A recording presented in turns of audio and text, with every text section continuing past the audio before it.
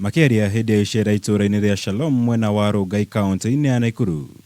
Kamĩtĩ ya mbunge ĩgiĩ kũramata kĩgĩna kĩa mwanya nĩ yũkĩrĩire ministry ya mĩgũnda bũrũri-inĩ makiuga nĩyo ĩkoretwo ĩrĩ mũhĩnga mũnene harĩ ũheani wa title deeds kũrĩ andũ arĩa mathamĩirio matũra matiganĩte thutha wa ngũĩ cia mwaka wa 2008. All the land was given to the right people and everybody is happy because they were given every person out of the 444 homes, families.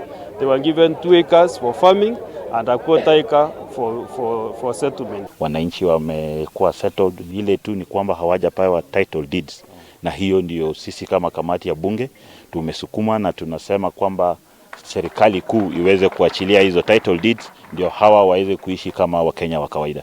Mũigana wa famĩlĩ 444 nĩcio ciathamĩirio itũra-inĩ rĩrĩ rĩa Shalom mwaka-inĩ wa 2009 na mĩaka 10 thutha-inĩ matirĩ mamũkĩra title cia mĩgũnda ĩno, ũndũ ũrĩa ũthiĩte na mbere kũhanĩka guothe bũrũri-inĩ kũrĩa IDPs matarĩ mamũkĩra title cia mĩgũnda ĩrĩa mathamĩirio.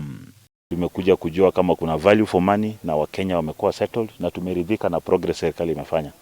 Ihinda-inĩ rĩu kamĩtĩ ĩno nĩ yũrĩtie rũhonge rwa igoti gũteng'eria gũthikĩrĩrio kwa macira marĩa magũmĩire ĩmwe ya mĩgũnda ĩrĩa IDPs aya mathamĩirio, makĩria nĩguo kũhotithia ũheani wa title ici.